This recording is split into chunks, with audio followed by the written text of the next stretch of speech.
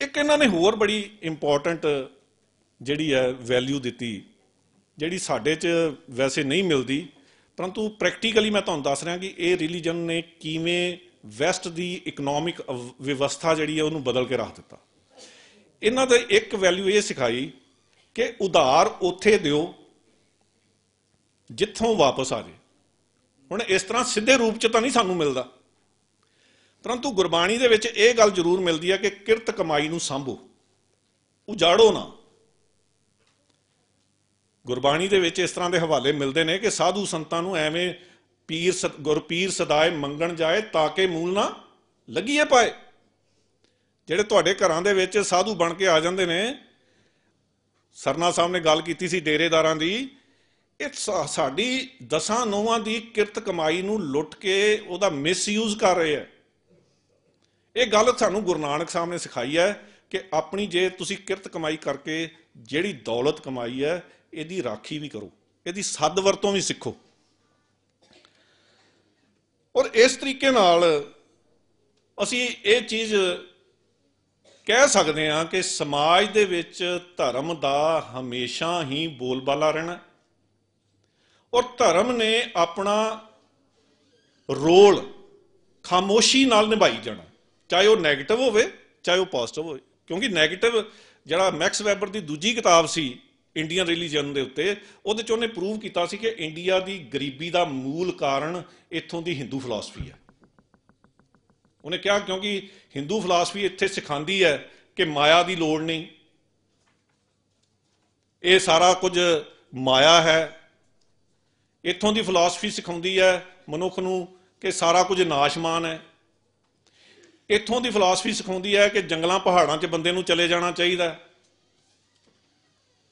परंतु सिखिज़म जिहड़ा है सानू बड़ी इहदे बारे नरोई सेध दिंदा है।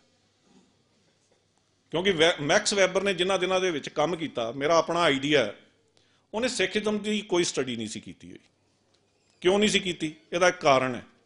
अंग्रेजी बारे सब तो पहला कोई जेकर चंगी किताब आई है जिन्हें ध्यान खिंचा बाहरले लोगों का, वो 1877 में आई है, अर्नस्ट ट्रंप की। उस तो पहला चाहे कार्ल मार्क्स है, चाहे मैक्स वैबर है, चाहे होर चिंतक ने दुनिया के, उन्होंने सिखिज़म की समझ ही नहीं सी, जानकारी ही नहीं सी।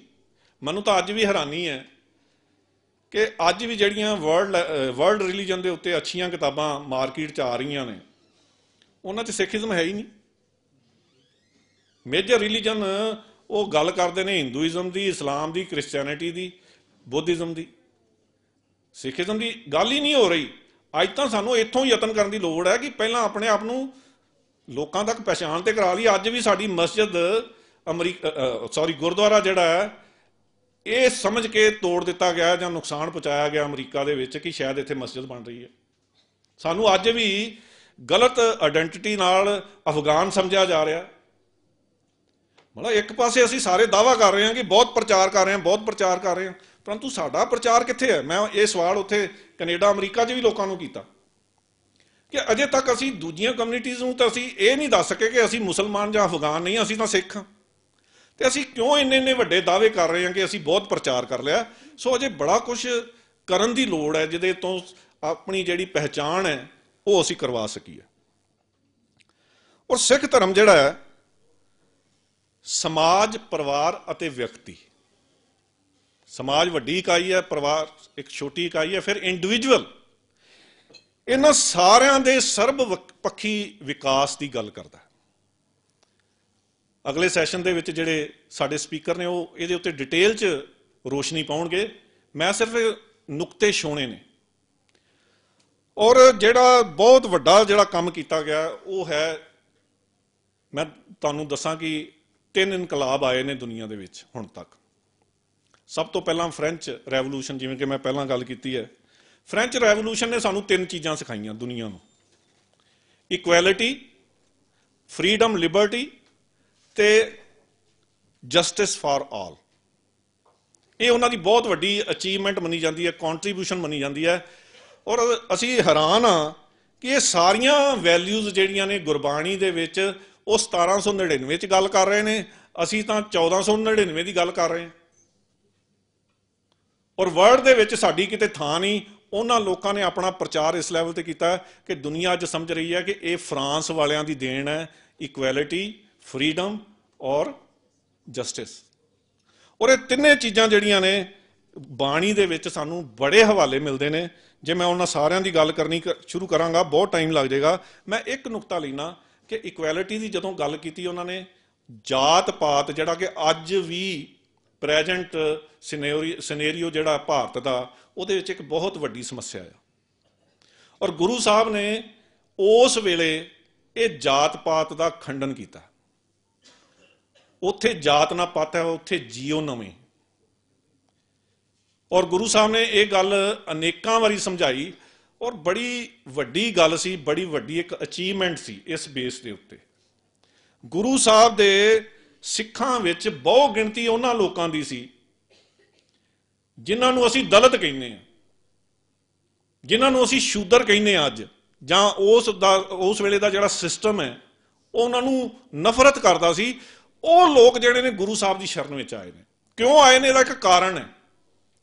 ਉਹ ਇਸ ਕਰਕੇ ਆਏ ਨੇ ਕਿ ਸਿੱਖੀਜ਼ਮ ਨੇ ਉਹਨਾਂ ਨੂੰ ਇੱਕ ਡ੍ਰੀਮ ਦਿੱਤਾ, ਸੁਪਨਾ ਦਿੱਤਾ, ਜਿਉਣ ਦੀ ਉਮੰਗ ਦਿੱਤੀ ਹੈ। ਉਹ ਬੰਦੇ ਜਿਹੜੇ ਮਾਨਸਿਕ ਤੌਰ ਤੇ ਮਰ ਚੁੱਕੇ ਸਨ, ਸਿੱਖੀ ਨੇ ਉਹਨਾਂ ਨੂੰ ਇਹ ਸਿਖਾਇਆ, ਕੀੜਾ ਥਾਪ ਦੇ ਪਾਤਸ਼ਾਹੀ ਲਸ਼ਕਰ ਕਰੇ ਸਵਾ, ਕਿ ਜੇ ਪਰਮਾਤਮਾ ਦੀ ਬਖਸ਼ਿਸ਼ ਹੋ ਜਾਏ ਤਾਂ ਉਹ ਕੀੜੇ ਵਰਗੇ ਮਾਮੂਲੀ ਇਨਸਾਨ ਨੂੰ ਵੀ ਰਾਜਾ ਬਣਾ ਸਕਦਾ। ਔਰ ਦੂਜੇ ਪਾਸੇ ਕਿਹਾ ਕਿ ਜਿਹੜੇ ਬੜੇ ਸ਼ਕਤੀਸ਼ਾਲੀ ਰਾਜੇ ਨੇ, ਜੇ ਪਰਮਾਤਮਾ ਦੀ ਉਲਟੀ ਨਜ਼ਰ ਹੋ ਜਾਏ ਨਾ ਤਾਂ ਉਹਨਾਂ ਕੋਲੋਂ ਘਟੀਆ ਤੋਂ ਘਟੀਆ ਕੰਮ ਵੀ ਫਿਰ ਪਰਮਾਤਮਾ ਕਰਵਾ ਲੈਂਦਾ ਰਾਜਿਆਂ ਕੋਲੋਂ। ਨਦਰ ਉਪੱਠੀ ਜੇ ਕਰੇ ਸੁਲਤਾਨਾ ਘਾਓ ਕਰਾ ਜਾਂਦਾ। ਜੇ ਉਹਦੀ ਉਲਟੀ ਨਜ਼ਰ ਹੋ ਜਾਏ ਤੇ ਰਾਜਿਆਂ ਕੋਲੋਂ ਉਹ ਘਾਹ ਕਟਾਉਂਦਾ। ਤਾਂ ਇਹ ਜਿਹੜੀਆਂ ਗੱਲਾਂ ਸਨ, ਨੀਚੋਂ ਊਚ ਕਰੇ ਮੇਰਾ ਗੋਬਿੰਦ, ਕਾਹੂ ਤੇ ਨਾ ਡਰੇ, ਇਹੋ ਜਿਹੀਆਂ ਗੱਲਾਂ ਕਹਿ ਕੇ ਕਿ ਜਿਹੜਾ ਬਿਲਕੁਲ ਥੱਲੇ ਵਾਲਾ ਵਿਅਕਤੀ ਹੈ ਸਮਾਜ ਦਾ, ਉਹਨੂੰ ਹੌਸਲਾ ਵੀ ਦਿੱਤਾ ਗਿਆ, ਉਹਨੂੰ ਡ੍ਰੀਮ ਵੀ ਦਿੱਤਾ ਗਿਆ ਔਰ ਉਹਦੇ ਵਾਸਤੇ ਇੱਕ ਨਿਸ਼ਾਨਾ ਮਿੱਥਿਆ ਗਿਆ ਕਿ ਤੂੰ ਜੇ ਚਾਹੇ ਤਾਂ ਉੱਥੋਂ ਤੱਕ ਪਹੁੰਚ ਸਕਦਾ। ਤਾਂ ਇਹ ਜਿਹੜੀ ਚੀਜ਼ ਹੈ, ਇਹਨੇ ਪੰਜਾਬ ਦੇ ਵਿੱਚ ਬਹੁਤ ਵੱਡਾ ਇੱਕ ਇਨਕਲਾਬ ਲਿਆਂਦਾ। ਮੈਂ ਹੁਣ ਤੁਹਾਨੂੰ ਇੱਕ ਹਿਸਟੋਰੀਕਲੀ ਬਹੁਤ ਵੱਡਾ ਫੈਕਟ ਦੱਸਾਂ।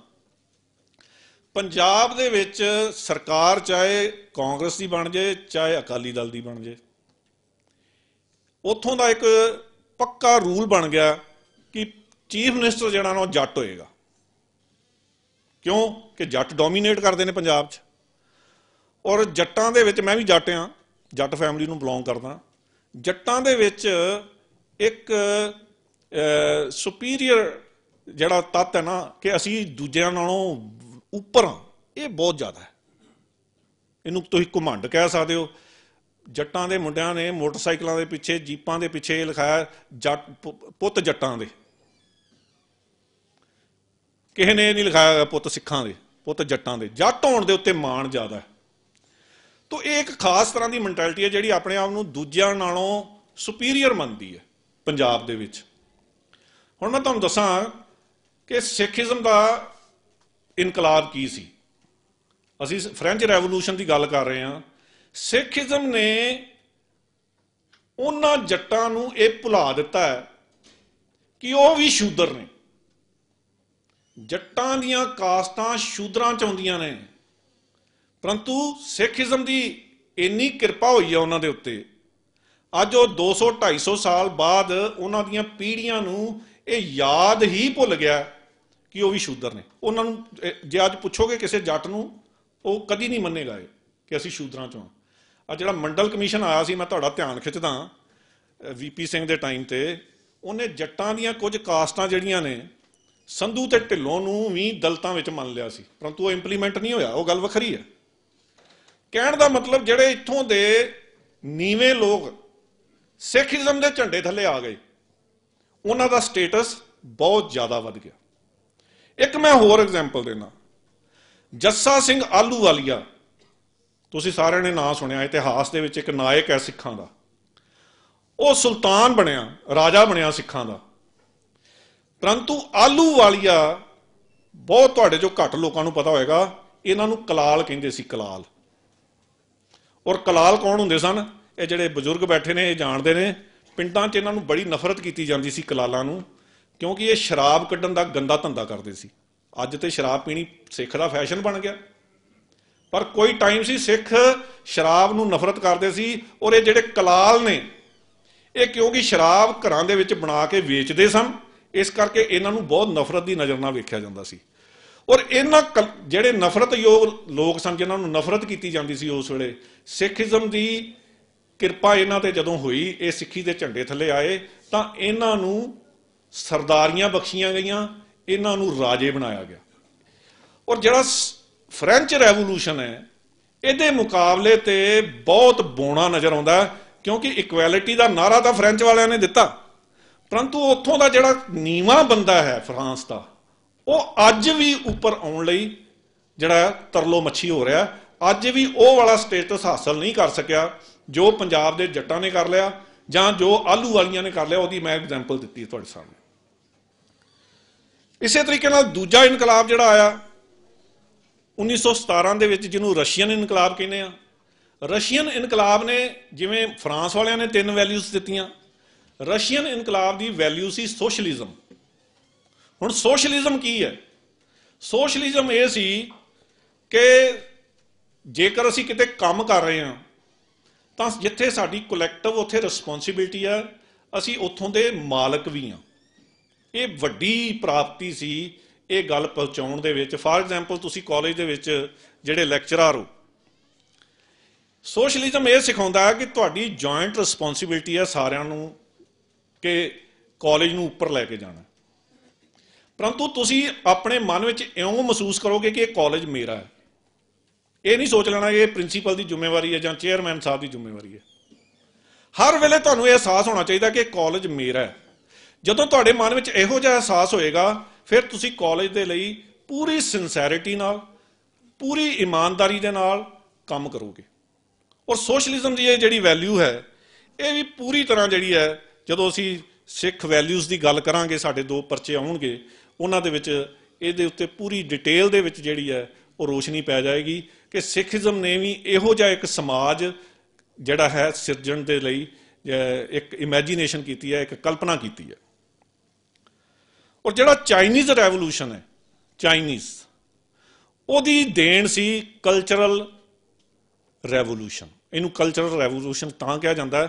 ਇਹਨਾਂ ਨੇ ਇਹ ਸਿਖਾਇਆ ਸੀ ਕਿ ਜਿਹੜਾ ਵੀ ਕਿਸੇ ਦਾ ਕੋਈ ਕਲਚਰ ਹੈ, ਹੁਣ ਵੇਖੋ ਕਲਚਰ ਦੇ ਵਿੱਚ 4-5 ਚੀਜ਼ਾਂ ਆਉਂਦੀਆਂ, ਲੈਂਗੁਏਜ, ਬਲੀਫ ਸਿਸਟਮ, ਫਿਰ ਫੋਕ ਡਾਂਸਿਸ, ਫੋਕ ਜਿੰਨੀਆਂ ਵੀ ਫੋਕ ਨਾਲ ਸੰਬੰਧਿਤ ਚੀਜ਼ਾਂ ਨੇ, ਔਰ ਉੱਥੋਂ ਦੇ ਰਸਮਾਂ ਰਿਵਾਜ, ਉਹਨਾਂ ਦੇ ਉੱਤੇ ਉਸ ਕੌਮ ਨੂੰ ਮਾਣ ਕਰਨ ਦਾ ਪੂਰਾ ਅਧਿਕਾਰ ਹੋਣਾ ਚਾਹੀਦਾ।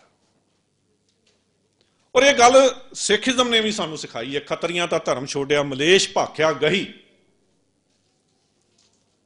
ਕਿ ਲੋਕਾਂ ਨੇ ਆਪਣੀ ਬੋਲੀ ਛੱਡ ਕੇ ਉੱਦਾਂ ਦੇ ਉਹਨਾਂ ਨੂੰ ਮਲੇਸ਼ ਕਹਿ ਕੇ ਤੁਸੀਂ ਨਫ਼ਰਤ ਕਰਦੇ ਹੋ ਮੁਸਲਮਾਨਾਂ ਨੂੰ, ਪਰੰਤੂ ਉਹਨਾਂ ਨੂੰ ਖੁਸ਼ ਕਰਨ ਵਾਸਤੇ ਤੁਸੀਂ ਪਰਸ਼ੀਅਨ ਜਾਂ ਅਰਬੀ ਬੋਲਣੀ ਸ਼ੁਰੂ ਕਰ ਦਿੱਤੀ। ਨੀਲ ਬਸਤਰ ਪੈਰ ਹੋਵੇ ਪ੍ਰਵਾਨ, ਅਭਾਖਿਆ ਕਾ ਕੁੱਠਾ ਬੱਕਰਾ ਖਾਣਾ, ਚੌਕੇ ਉੱਪਰ ਕਿਸੇ ਨਾ ਜਾਣਾ। ਇਹਦੇ 'ਚ ਵੀ ਇਹ ਗੱਲ ਸਮਝਾਈ ਗਈ ਹੈ। ਇੱਕ ਪਾਸੇ ਤਾਂ ਤੁਸੀਂ ਮੁਸਲਮਾਨਾਂ ਨੂੰ ਨਫ਼ਰਤ ਕਰਦੇ ਹੋ, ਪਰੰਤੂ ਦੂਜੇ ਪਾਸੇ ਉਹਨਾਂ ਨੂੰ ਖੁਸ਼ ਕਰਨ ਲਈ ਉਹਨਾਂ ਦਾ ਪਹਿਰਾਵਾ ਧਾਰਨ ਕਰ ਰਹੇ ਹੋ, ਨੀਲ ਬਸਤਰ। ਇਹ ਠੀਕ ਨਹੀਂ ਹੈ। ਗੁਰੂ ਸਾਹਿਬ ਨੇ ਇਹਦੇ ਨਾਲ ਇਹ ਦੱਸਿਆ ਕਿ ਜਿਹੜਾ ਵੀ ਤੁਹਾਡਾ ਕਲਚਰ ਹੈ, ਤੁਹਾਡੀ ਬੋਲੀ ਹੈ, ਤੁਹਾਡਾ ਧਰਮ ਹੈ, ਇਹਦੇ ਉੱਤੇ ਮਾਣ ਕਰਨਾ। ਔਰ ਅੱਜ ਸਿੱਖ ਦਾ ਦੁਖਾਂਤ ਇਹੀ ਹੈ ਕਿ ਸਾਡੇ ਘਰਾਂ ਦੇ ਵਿੱਚ, ਖਾਸ ਕਰਕੇ ਦਿੱਲੀ ਵਰਗੇ ਸ਼ਹਿਰਾਂ 'ਚ ਮੈਂ ਦੇਖਦਾ, ਘਰਾਂ ਦੇ ਵਿੱਚ ਬੱਚਿਆਂ ਦੇ ਨਾਲ ਅਸੀਂ ਪੰਜਾਬੀ ਦੀ ਥਾਂ ਤੇ ਹਿੰਦੀ ਬੋਲ ਰਹੇ ਹਾਂ। ਔਰ ਇਹ ਗੱਲ ਮਾਣ ਨਾਲ ਦੱਸੀ ਜਾਂਦੀ ਹੈ ਸਾਡੇ ਬੱਚਿਆਂ ਨੂੰ ਪੰਜਾਬੀ ਨਹੀਂ ਆਉਂਦੀ। ਜੇ ਪੰਜਾਬੀ ਨਹੀਂ ਆਉਂਦੀ, ਰਿਜ਼ਲਟ ਕੀ ਹੋਏਗਾ? ਅਸੀਂ ਗੁਰਬਾਣੀ ਤੋਂ ਟੁੱਟ ਜਾਵਾਂਗੇ। ਅਸੀਂ ਜਿੰਨੀ ਦੇਰ ਤੱਕ ਬੱਚਿਆਂ ਨੂੰ ਗੁਰਮੁਖੀ ਨਹੀਂ ਸਿਖਾਵਾਂਗੇ, ਔਰ ਸਿੱਖ ਰਹਿਤ ਮਰਿਆਦਾ ਦੇ ਵਿੱਚ ਇਹਨੂੰ ਓਬਲੀਗੇਟਰੀ ਕੀਤਾ ਗਿਆ ਕਿ ਹਰ ਮਾਂ ਪਿਓ ਆਪਣੇ ਬੱਚੇ ਨੂੰ ਗੁਰਮੁਖੀ ਪੜ੍ਹਾਏ। ਜਿੱਥੇ ਦੂਜੀ ਐਜੂਕੇਸ਼ਨ ਦੇਣੀ ਹੈ, ਉੱਥੇ ਨਾਲ ਗੁਰਮੁਖੀ ਪੰਜਾਬੀ ਦੀ ਐਜੂਕੇਸ਼ਨ ਦੇਣਾ ਵੀ ਸਾਡਾ ਫਰਜ਼ ਹੈ। ਔਰ ਇਹ ਓਬਲੀਗੇਟਰੀ ਹੈ ਸਿੱਖ ਮਾਪਿਆਂ ਵਾਸਤੇ। ਔਰ ਸਿੱਖ ਮਾਪਿਆਂ ਨੂੰ ਇਹਦੇ ਪ੍ਰਤੀ ਬਿਲਕੁਲ ਲਾਪਰਵਾਹੀ ਵਾਲਾ ਰਵੱਈਆ ਜਾਂ ਗੈਰ ਜ਼ਿੰਮੇਵਾਰੀ ਵਾਲਾ ਜਿਹੜਾ ਰਵੱਈਆ ਹੈ, ਉਹ ਨਹੀਂ ਧਾਰਨ ਕਰਨਾ ਚਾਹੀਦਾ। ਉਹਨਾਂ ਨੂੰ ਇਹ ਗੱਲ ਸਮਝਣੀ ਚਾਹੀਦੀ ਹੈ ਕਿ ਪੰਜਾਬੀ ਵੀ ਓਨੀ ਹੀ ਵਧੀਆ ਜ਼ੁਬਾਨ ਹੈ ਜਿੰਨੀ ਕੋਈ ਹੋਰ। ਦੇਖੋ ਸਿੱਖੀਜ਼ਮ ਦੇ ਵਿੱਚ ਕਿਤੇ ਇਹ ਨਹੀਂ ਕਿਹਾ ਗਿਆ ਕਿ ਇਹ ਜ਼ਬਾਨ ਮਾੜੀ ਹੈ ਜਾਂ ਇਹ ਚੰਗੀ ਹੈ, ਸਗੋਂ ਗੁਰਬਾਣੀ ਦਾ ਜਦੋਂ ਅਸੀਂ ਅਧਿਐਨ ਕਰਦੇ ਹਾਂ ਉਹਦੇ 'ਚ ਸੰਸਕ੍ਰਿਤ ਵੀ ਵਰਤੀ ਗਈ ਹੈ, ਅਰਬੀ ਫਾਰਸੀ ਨੂੰ ਵੀ ਵਰਤਿਆ ਗਿਆ। ਔਰ ਜਿਨ੍ਹਾਂ ਨੇ ਬਹੁਤ ਧਿਆਨ ਨਾਲ ਅਧਿਐਨ ਕੀਤਾ ਉਹ ਕਹਿੰਦੇ ਭਾਰਤ ਦੀਆਂ 14 ਉਪ ਭਾਸ਼ਾਵਾਂ ਦੇ ਸ਼ਬਦ ਨੇ, ਸਿੰਧੀ, ਗੁਜਰਾਤੀ ਵਗੈਰਾ ਵਗੈਰਾ, ਇਹ ਜਿਹੜੀਆਂ ਉਪ ਭਾਸ਼ਾਵਾਂ ਨੇ ਇਹਨਾਂ ਦੇ ਸ਼ਬਦ ਜਿਹੜੇ ਨੇ ਉਹ ਗੁਰਬਾਣੀ 'ਚ ਮਿਲਦੇ ਨੇ। ਸਾਨੂੰ ਕਿਸੇ ਭਾਸ਼ਾ ਨਾਲ ਨਫ਼ਰਤ ਨਹੀਂ ਹੈ, ਪਰੰਤੂ ਪੰਜਾਬੀ ਤੋਂ ਬਿਨਾਂ ਸਿੱਖੀ ਕੁਮਲਾ ਜਾਏਗੀ। ਇਹ ਸਾਨੂੰ ਆਪਣਾ ਫਰਜ਼ ਇੱਕ ਯਾਦ ਰੱਖਣਾ ਚਾਹੀਦਾ ਅੱਜ ਦੇ ਸਿਨੈਰੀਓ ਵਿੱਚ ਕਿ ਸਿੱਖੀਜ਼ਮ ਦੀ ਜਦੋਂ ਅਸੀਂ ਗੱਲ ਕਰ ਰਹੇ ਹਾਂ, ਮਾਡਰਨ ਪ੍ਰੋਬਲਮ, ਸਮਾਜਿਕ ਸਮੱਸਿਆਵਾਂ ਦੀ ਗੱਲ ਕਰ ਰਹੇ ਹਾਂ, ਤਾਂ ਲੈਂਗੁਏਜ ਜਿਹੜੀ ਹੈ ਇਹਦੇ ਬਾਰੇ ਵੀ ਸਾਨੂੰ ਸਾਵਧਾਨ ਹੋਣਾ ਪਏਗਾ, ਅਵੇਅਰ ਹੋਣਾ ਪਏਗਾ ਕਿ ਅਸੀਂ ਇਹ ਲੈਂਗੁਏਜ ਕਿਵੇਂ ਅਗਲੀ ਪੀੜ੍ਹੀ ਤੱਕ ਪਹੁੰਚਾਉਣੀ ਹੈ। ਔਰ ਸਿੱਖ ਰੈਵੋਲੂਸ਼ਨ ਜਿਹੜਾ ਆਇਆ ਉਹਦੀ ਸ਼ੁਰੂਆਤ 1499 ਤੋਂ ਕਹਿ ਲਓ ਜਾਂ 1469 ਤੋਂ ਕਹਿ ਲਓ। ਇਹਦੀਆਂ ਜਿਹੜੀਆਂ ਅਚੀਵਮੈਂਟਸ ਨੇ ਇਹਦੇ ਸਾਹਮਣੇ ਵਰਲਡ ਦੇ ਵਿੱਚ ਜਿੰਨੇ ਵੀ ਅੰਦੋਲਨ ਚੱਲੇ ਨੇ ਉਹ ਬਹੁਤ ਹੀ ਛੋਟੇ ਨੇ।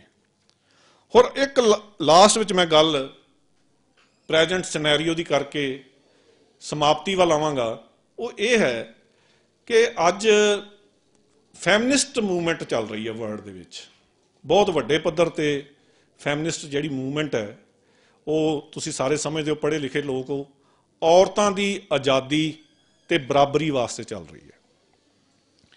ਇਹਦੇ ਬਾਰੇ ਵੀ ਥੋੜ੍ਹੀ ਜਿਹੀ ਵਿਚਾਰ ਕਰਨ ਦੀ ਲੋੜ ਹੈ, ਕਿਉਂਕਿ ਇੱਕ ਤਾਂ ਇਹ ਮਾਤਾ ਸੁੰਦਰੀ ਕਾਲਜ ਹੈ ਮਾਤਾ ਜੀ ਦੇ ਨਾਂ ਤੇ, ਫਿਰ ਇਹ ਇੱਕ ਲੜਕੀਆਂ ਦਾ ਕਾਲਜ ਹੈ। ਔਰ ਇਸ ਆਡੀਅנס ਦੇ ਵਿੱਚ ਵੀ ਅੱਜ ਮੈਨੂੰ ਖੁਸ਼ੀ ਹੈ ਬਹੁਤ ਵੱਡੀ ਗਿਣਤੀ ਦੇ ਵਿੱਚ ਸਾਡੀਆਂ ਭੈਣਾਂ ਸ਼ਿਰਕਤ ਕਰ ਰਹੀਆਂ ਨੇ। ਔਰ ਇਹ ਜਿਹੜਾ ਅੰਦੋਲਨ ਹੈ ਇਹ ਮੰਨਿਆ ਜਾਂਦਾ ਕਿ ਇਹ ਯੂਰਪ ਤੋਂ ਸ਼ੁਰੂ ਹੋਇਆ, ਜਿਹਦੇ 'ਚ ਇਹ ਮੰਗ ਕੀਤੀ ਗਈ ਕਿ ਔਰਤਾਂ ਨੂੰ ਮਰਦਾਂ ਦੇ ਬਰਾਬਰ ਅਧਿਕਾਰ ਹੋਣੇ ਚਾਹੀਦੇ ਨੇ। ਪਰੰਤੂ ਇਹ ਹੌਲੀ ਹੌਲੀ ਅੰਦੋਲਨ ਦੇ ਦੋ ਹਿੱਸੇ ਹੋ ਗਏ, ਇੱਕ ਹੈ ਯੂਰਪੀਅਨ ਮਾਡਲ ਔਰ ਇੱਕ ਹੈ ਇਹਦਾ ਇਸਲਾਮਿਕ ਮਾਡਲ। ਇਹ ਦੋਨੋਂ ਮਾਡਲ ਜਿਹੜੇ ਨੇ ਫੈਮਿਨਿਸਟ ਰਾਈਟਸ ਦੀ ਗੱਲ ਕਰਦੇ ਨੇ ਕਿ ਔਰਤਾਂ ਨੂੰ ਵੀ ਉਹ ਅਧਿਕਾਰ ਹੋਣੇ ਚਾਹੀਦੇ ਨੇ ਜਿਹੜੇ ਮਰਦਾਂ ਦੇ ਕੋਲ ਨੇ। ਯੂਰਪੀਅਨ ਮਾਡਲ ਇਹ ਕਹਿੰਦਾ ਕਿ ਜੇਕਰ ਬੰਦੇ ਪੁਰਸ਼ ਛੋਟੇ ਕੱਪੜਿਆਂ ਨਾਲ ਬਾਜ਼ਾਰਾਂ 'ਚ ਘੁੰਮ ਸਕਦੇ ਆ ਤੇ ਔਰਤਾਂ ਕਿਉਂ ਨਹੀਂ ਘੁੰਮ ਸਕਦੀਆਂ। ਉਹ ਕਹਿੰਦੇ ਆ ਕਿ ਜੇ ਬੰਦੇ ਰਾਤੀ 12 ਵਜੇ 1 ਵਜੇ ਘਰ ਸ਼ਰਾਬ ਪੀ ਕੇ ਆ ਸਕਦੇ ਆ, ਸ਼ਰਾਬ ਉਹ ਪੀ ਸਕਦੇ ਆ, ਤੇ ਔਰਤ ਨੂੰ ਕਿਉਂ ਮਨਾ? ਔਰਤ ਨੂੰ ਵੀ ਪੀਣੀ ਚਾਹੀਦੀ ਹੈ ਜਾਂ ਅਧਿਕਾਰ ਮਿਲਣਾ ਚਾਹੀਦਾ, ਉਹ ਵੀ 12 ਵਜੇ ਆਵੇ ਜਾਂ 1 ਵਜੇ ਆਵੇ, ਨਾ ਉਹਦੇ ਪੇਰੈਂਟਸ ਪੁੱਛਣ ਨਾ ਭੈਣ ਭਰਾ ਪੁੱਛਣ ਕਿ ਤੂੰ ਕਿੱਥੋਂ ਆਈ ਹੈ। ਤਾਂ ਇਸ ਤਰੀਕੇ ਨਾਲ ਇਹ ਅੰਦੋਲਨ ਜਿਹੜਾ ਹੈ ਇਹ ਬੜਾ ਉਗਰ ਹੋ ਗਿਆ ਪਿਛਲੇ ਸਮੇਂ 'ਚ। ਇਹਦੀ ਉਗਰਤਾ ਇੱਥੋਂ ਵੇਖੀ ਜਾ ਸਕਦੀ ਹੈ ਕਿ ਇੱਕ ਤਾਂ ਜਿਹੜੀਆਂ ਹੋਮੋਸੈਕਸੁਅਲ ਜਿਹੜੇ ਮੈਰਿਜਸ ਹੋਣ ਲੱਗ ਗਈਆਂ, ਇਹਨਾਂ ਨੂੰ ਕੁਝ ਦੇਸ਼ਾਂ ਨੇ ਮਾਨਤਾ ਦੇ ਦਿੱਤੀ ਹੈ ਪਿਛਲੇ ਸਮੇਂ 'ਚ। ਔਰ ਇਸ ਦੇ ਨਾਲ ਹੀ ਇਹ ਵੀ ਇੱਕ ਮੈਟਰੋ ਸਿਟੀਜ਼ ਦੇ ਵਿੱਚ ਪ੍ਰੋਬਲਮ ਆ ਰਹੀ ਹੈ, ਜਿਹੜੇ ਬੱਚੇ ਬਹੁਤ ਅੱਛੀਆਂ ਜੌਬਸ ਕਰ ਰਹੇ ਆ ਉਹਨਾਂ ਦੇ ਵਿੱਚ ਇਸ ਤਰ੍ਹਾਂ ਦਾ ਟ੍ਰੈਂਡ ਵੇਖਣ ਨੂੰ ਪਿਛਲੇ ਸਮੇਂ 'ਚ ਮਿਲਿਆ। ਇੱਥੋਂ ਦੇ ਜਿਹੜੇ ਸਮਾਜ ਵਿਗਿਆਨੀ ਨੇ ਉਹਨਾਂ ਨੇ ਇਸ ਬਾਰੇ ਸਾਨੂੰ ਅਗਾਹ ਕਰਾਇਆ ਕਿ ਉਹਨਾਂ ਵਿੱਚੋਂ ਬਹੁਤ ਸਾਰੇ ਬੱਚੇ ਤੇ ਬੱਚੀਆਂ ਦੋਨੋਂ ਸ਼ਾਦੀ ਕਰਾਉਣ ਦੇ ਖਿਲਾਫ ਹੋ ਗਏ ਨੇ। ਉਹ ਕਹਿੰਦੇ ਸਾਡੀ ਪਰਸਨਲ ਲਾਈਫ ਹੈ, ਅਸੀਂ ਜਿਵੇਂ ਮਰਜ਼ੀ ਜੀਏ, ਇਹਦੇ 'ਚ ਅਸੀਂ ਦੂਜੇ ਦਾ ਦਖਲ ਨਹੀਂ ਚਾਹੁੰਦੇ, ਅਸੀਂ ਇਸ ਕਰਕੇ ਸ਼ਾਦੀ ਨਹੀਂ ਕਰਾਂਗੇ।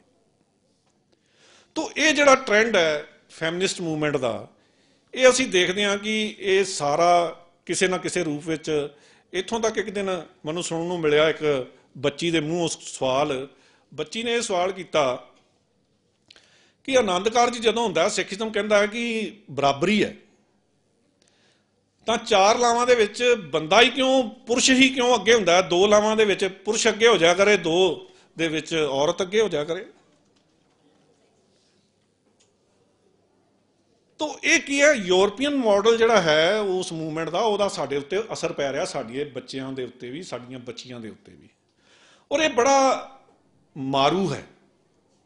ਅੱਜ ਦੇ ਸਿਨੈਰੀਓ ਦੇ ਵਿੱਚ ਇਹ ਗੱਲ ਕਰਨੀ ਬੜੀ ਜ਼ਰੂਰੀ ਹੈ। ਜਿਹੜਾ ਇਸਲਾਮਿਕ ਅੰਦੋਲਨ ਚੱਲਿਆ ਫੈਮਿਨਿਜ਼ਮ ਦਾ, ਉਹਦੇ ਵਿੱਚ ਉਹਨਾਂ ਨੇ ਕਿਹਾ ਕਿ ਔਰਤ ਦਾ ਸਤਿਕਾਰ ਹੋਣਾ ਜ਼ਰੂਰੀ ਹੈ। परंतु ਉਹਦੀਆਂ ਜਿਹੜੀਆਂ ਨੈਚੁਰਲ ਡਿਊਟੀਜ਼ ਨੇ ਉਹਦੇ ਤੋਂ ਉਹ ਨਹੀਂ ਭੱਜ ਸਕੇਗੀ। ਔਰ ਇਹ ਜਿਹੜਾ ਮਾਡਲ ਹੈ ਇਹਦਾ ਦਿਨੋਂ ਦਿਨ ਹੁਣ ਵੈਸਟ ਦੇ ਵਿੱਚ ਔਰ ਯੂਰਪ ਦੇ ਵਿੱਚ ਵੀ ਜਿਹੜਾ ਉਹ ਇਹਦਾ ਸਤਿਕਾਰ ਵੱਧ ਰਿਹਾ ਕਿ ਇਹ ਗੱਲ ਠੀਕ ਹੈ, ਔਰਤ ਦਾ ਸਤਿਕਾਰ ਹੋਣਾ ਚਾਹੀਦਾ, ਨੋ ਡਾਊਟ। ਘਰਾਂ ਦੇ ਵਿੱਚ ਉਹਨੂੰ ਇੱਜ਼ਤ ਮਾਣ ਮਿਲਣਾ ਚਾਹੀਦਾ, परंतु वो अपने नैचुरल ਜਿਹੜੇ ਉਹਦੇ फर्ज ने ਉਹਨਾਂ ਤੋਂ ਉਹ ਬਾਗੀ नहीं हो सकती। बहुत सारिया बच्चियां ने कहता मैरिज भी करा लवांगियां पर असीं बच्चा पैदा नहीं करांगियां, साडा शरीर खराब हुंदा, साडी ब्यूटी खराब हुंदी है, असीं क्यों सैक्रीफाइस करिए।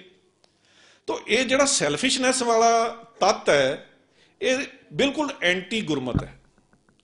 गुरबाणी ने नो डाउट गुरबाणी ने इस्त्री के सन्मान की गल की है। सो क्यों मंदा आखिए जित जमे राजान, यदि एक प्रतख उदाहरण है, सिर्फ एक हवाला ही नहीं है, सिर्फ सिद्धांत ही नहीं है, प्रैक्टिकली भी सिखिज्म ने एक अंदोलन दे विच बहुत वड्डा रोल निभाया। इस्त्रियां नूं भारत विच जेकर कोई पहली वारी धार्मिक अधिकार मिले ने तो वो सिर्फ सिखिज्म दे विच मिले ने। गुरु अंगद देव जी ने खडूर साहब इंचार्ज लाया पहली बीबी नूं, माता खीवी नूं, लंगर का इंचार्ज उन्होंने बनाया। गुरु अमरदास जी ने जो 22 मंजियां स्थापित कीतियां ਉਹਦੇ 'ਚ 3 ਬੀਬੀਆਂ ਨੂੰ ਮੰਜੀਆਂ ਦਿੱਤੀਆਂ ਗਈਆਂ, ਭਾਵ ਕਿ ਪੁਜਾਰੀ ਦੇ ਤੌਰ ਤੇ ਬੀਬੀ ਨੂੰ ਰੈਕੋਗਨਾਈਜ਼ ਕੀਤਾ ਗਿਆ। ਹਾਲਾਂਕਿ ਅਜੇ ਤੱਕ ਵਰਲਡ ਦੇ ਵਿੱਚ ਕਿਤੇ ਵੀ ਪੁਜਾਰੀ ਦੇ ਤੌਰ ਤੇ ਔਰਤ ਨੂੰ ਤਸਲੀਮ ਨਹੀਂ ਕੀਤਾ ਜਾਂਦਾ, ਚਾਹੇ ਸਾਰੇ ਧਰਮ ਇਹ ਦਾਅਵਾ ਕਰਦੇ ਨੇ ਕਿ ਅਸੀਂ ਔਰਤ ਦਾ ਸਤਿਕਾਰ ਕਰਦੇ ਹਾਂ, ਬਰਾਬਰੀ ਦਿੰਦੇ ਹਾਂ, ਪਰੰਤੂ ਕਿਸੇ ਵੀ ਧਰਮ ਨੇ ਔਰਤ ਨੂੰ ਪੁਜਾਰੀ ਦੇ रूप ਵਿੱਚ ਪ੍ਰਵਾਨ नहीं ਕੀਤਾ। ਨਨਸ ਵਗੈਰਾ ਹੈਗੀਆਂ ਨੇ, नो डाउट, ਭਿਕਸ਼ਣੀਆਂ ਵੀ ਹੈਗੀਆਂ ਨੇ, परंतु किसी चर्च की वो हैड नहीं हो सकती, किसी संघ की बुद्ध धर्म के विच औरत जिहड़ी है वो उत्थे हैड नहीं हो सकती। परंतु गुरु अमरदास जी की साडे कोल उदाहरण है कि उन्होंने 3 बीबियां नूं उस वेले जिहड़ा सिस्टम सी उहदे विच मंजियां दे के उन्हां नूं उस वेले दी जिहड़ी सिख चर्च सी, सिख चर्च का हैड बनाया। और इहदे नाल साडे कोल होर बहुत सारियां मिसालां ने कि सिखिज्म ने औरतों की आज़ादी और सन्मान के लिए बहुत वड्डी फाइट की है, बहुत वड्डा उहदी कॉन्ट्रीब्यूशन है। परंतु सिखिज्म नूं जदों असीं ध्यान नाल पढ़ांगे सानूं किते गुमराह नहीं होना चाहिए, यूरोपीयन मॉडल नूं इहदे नाल रल-गड्ड नहीं करना चाहिए। यूरोपीयन मॉडल की थां ते गुरबाणी जिहड़ा मॉडल पेश करती है उहदे च सुहागण दा सत्कार है। सुहागण किहड़ी इस्त्री है?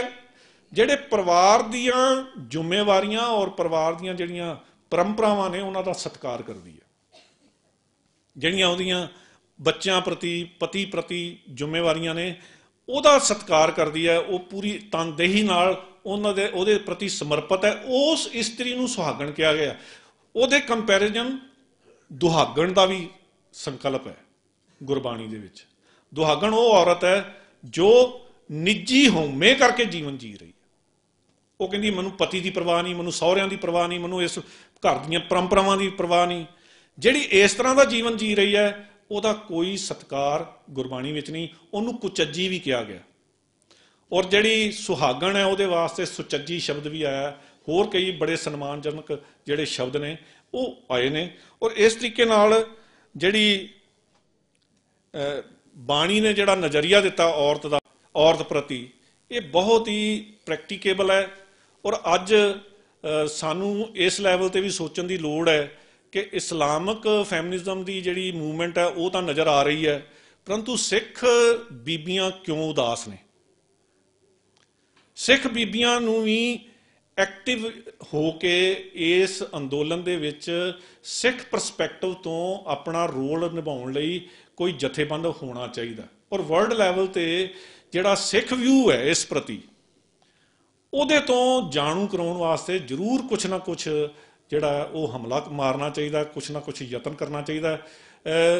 ਵੈਸੇ ਮੈਂ ਮਾਫੀ ਮੰਗ ਕੇ ਸ਼ਬਦ ਵਰਤ ਰਿਹਾ, ਤੁਸੀਂ ਬਹੁਤ ਪੜ੍ਹੀਆਂ ਲਿਖੀਆਂ ਇਸ ਸਭਾ ਦੇ ਵਿੱਚ ਬੀਬੀਆਂ ਸ਼ਸ਼ੋਭਤ ਹੋ, ਪਰੰਤੂ ਸਿੱਖ ਸਮਾਜ ਦੇ ਵਿੱਚ ਮੌਜੂਦਾ ਸਮੇਂ ਦੀ ਮੈਂ ਗੱਲ ਕਰ ਰਿਹਾ ਕਿਉਂਕਿ ਪ੍ਰੈਜੈਂਟ ਸਿਨੈਰੀਓ ਦੀ ਗੱਲ ਹੋ ਰਹੀ ਹੈ। ਬੀਬੀਆਂ ਜਿਹੜੀਆਂ ਨੇ ਉਹ ਕੌਮ ਦੀ ਤਰੱਕੀ ਵਾਸਤੇ, ਚੜ੍ਹਦੀ ਕਲਾ ਵਾਸਤੇ ਕੋਈ ਖਾਸ ਉਪਰਾਲਾ ਕਰਦੀਆਂ ਨਜ਼ਰ ਨਹੀਂ ਆ ਰਹੀਆਂ। ਹਾਲਾਂਕਿ ਮੈਂ ਇਹ ਸਮਝਦਾ ਕਿ ਜ਼ਰੂਰੀ ਨਹੀਂ ਕਿ ਉਹ ਜਥੇਬੰਦੀ ਬਣਾ ਕੇ ਹੀ ਅਜਿਹਾ ਉਪਰਾਲਾ ਕਰ ਸਕਦੀਆਂ, ਉਹ ਘਰਾਂ ਦੇ ਵਿੱਚ ਵੀ ਆਪਣੇ ਜੇ ਬੱਚਿਆਂ ਨੂੰ ਸਹੀ ਤਰੀਕੇ ਨਾਲ ਸੇਧ ਦੇਣ ਗੁਰਮਤ ਦੀ, ਉਹ ਵੀ ਇੱਕ ਬਹੁਤ ਵੱਡਾ ਕੰਮ ਹੈ। ਜਿਹੜਾ ਗੁਰੂ ਸਾਹਿਬ ਨੇ ਕਿਹਾ ਸੋ ਕਿਉ ਮੰਦਾ ਆਖੀਏ ਜਿੱਤ ਜੰਮੇ ਰਾਜਾਨ, ਜੇ ਉਹ ਚੰਗੀ ਮਾਂ ਵੀ ਬਣ ਕੇ ਆਪਣੀ ਜ਼ਿੰਮੇਵਾਰੀ ਘਰ ਦੇ ਵਿੱਚ ਨਿਭਾ ਰਹੀਆਂ ਤਾਂ ਇਹ ਬਹੁਤ ਵੱਡੀ ਗੱਲ ਹੈ। ਪਰੰਤੂ ਅਸੀਂ ਦੇਖ ਰਹੇ ਹਾਂ ਕਿ ਕੁਝ ਸਿਸਟਮ ਦੀ ਖਰਾਬੀ ਹੈ, ਕੁਝ ਸਾਡਾ ਐਨਵਾਇਰਨਮੈਂਟ ਇਸ ਤਰ੍ਹਾਂ ਦਾ ਹੋ ਗਿਆ ਕਿ ਅਸੀਂ ਬੱਚਿਆਂ ਨੂੰ ਵੀ ਪੂਰਾ ਟਾਈਮ ਨਹੀਂ ਦੇ ਪਾ ਰਹੇ ਘਰਾਂ ਦੇ ਵਿੱਚ, ਜਿਹਦੇ ਕਰਕੇ ਸਾਡੇ ਬੱਚੇ ਕਿਹਦੇ ਨਾਲ ਬੈਠਦੇ ਨੇ, ਕਿਹਦੇ ਨਾਲ ਉੱਠਦੇ ਨੇ। ਉਹਨਾਂ ਦੇ ਘਰਾਂ ਦੇ ਜਿਹੜੇ ਆਮ ਘਰਾਂ ਦੇ ਵਿੱਚ ਵੇਖਣ ਨੂੰ ਆ ਰਿਹਾ ਕਿ ਬੱਚੇ ਜਿਹੜੇ ਨੇ ਕੁੰਡੀਆਂ ਲਾ ਕੇ ਅਲੱਗ ਬੈਠਦੇ ਪਏ ਆ, ਖਾਸ ਕਰਕੇ ਟੀਨਏਜਰ। ਸਾਡੇ ਕੋਲ ਕੋਈ ਤਰੀਕਾ ਨਹੀਂ ਹੈ ਮਾਪਿਆਂ ਕੋਲ, ਮਾਪਿਆਂ ਦੀ ਮਜਬੂਰੀ ਹੈ ਕਿ ਉਹ ਵੇਖ ਸਕਣ ਕਿ ਉਹ ਕਮਰੇ ਦੇ ਵਿੱਚ ਕੁੰਡੀ ਲਾ ਕੇ ਕੀ ਕਰ ਰਹੇ ਆ। ਇਹ ਬੱਚੇ ਨਸ਼ੇ ਕਰਨ ਲੱਗ ਜਾਂਦੇ ਨੇ, ਗੁਆਂਢੀਆਂ ਨੂੰ ਪਹਿਲਾਂ ਪਤਾ ਲੱਗਦਾ, ਮਾਂ ਪਿਓ ਨੂੰ ਬਹੁਤ ਬਾਅਦ 'ਚ ਪਤਾ ਲੱਗਦਾ। ਸਾਡੀ ਮਤਲਬ ਲਾਪਰਵਾਹੀ ਜਿਹੜੀ ਹੈ ਪਰਿਵਾਰਾਂ ਦੇ ਵਿੱਚ, ਉਹ ਇਸ ਹੱਦ ਤੱਕ ਜਿਹੜੀ ਹੈ ਉਹ ਵੱਧ ਚੁੱਕੀ ਹੈ। ਸਾਡੀਆਂ ਸਮਾਜਿਕ ਜ਼ਿੰਮੇਵਾਰੀਆਂ, ਪਰਿਵਾਰਕ ਜ਼ਿੰਮੇਵਾਰੀਆਂ ਇਸ ਵੇਲੇ ਬਹੁਤ ਵੱਧ ਚੁੱਕੀਆਂ, ਔਰ ਸਾਨੂੰ ਸਭ ਨੂੰ ਇਹ ਜਿਹੜੀਆਂ ਜ਼ਿੰਮੇਵਾਰੀਆਂ ਨੇ ਇਹ ਪਰਿਵਾਰ ਤੋਂ ਸ਼ੁਰੂ ਕਰਨੀਆਂ ਚਾਹੀਦੀਆਂ। ਔਰ ਸਿੱਖੀਜ਼ਮ ਜਿਹੜਾ ਹੈ ਸਾਨੂੰ ਹਰ ਸਟੈਪ ਦੇ ਉੱਤੇ ਗਾਈਡੈਂਸ ਦਿੰਦਾ, ਪਰ ਇਹ ਪਤਾ ਤਾਂ ਲੱਗੇਗਾ ਜੇ ਅਸੀਂ ਗੁਰਬਾਣੀ ਨਾਲ ਜੁੜਾਂਗੇ, ਗੁਰਬਾਣੀ ਦਾ ਅਧਿਐਨ ਕਰਾਂਗੇ। ਇਹੋ ਜਿਹੇ ਸੈਮੀਨਾਰ ਜਿਹੜੇ ਨੇ ਉਹ ਸਾਨੂੰ ਡੈਫੀਨੇਟਲੀ ਜਿਹੜਾ ਉਹ ਇਸ ਪਾਸੇ ਸੋਚਣ ਲਈ ਕੋਈ ਮਾਹੌਲ ਜਿਹੜਾ ਮੁਹੱਈਆ ਕਰਦੇ ਨੇ। ਇਸ ਕਰਕੇ ਇਹਨਾਂ ਦਾ ਹੋਣਾ ਮੁਬਾਰਕ ਹੈ।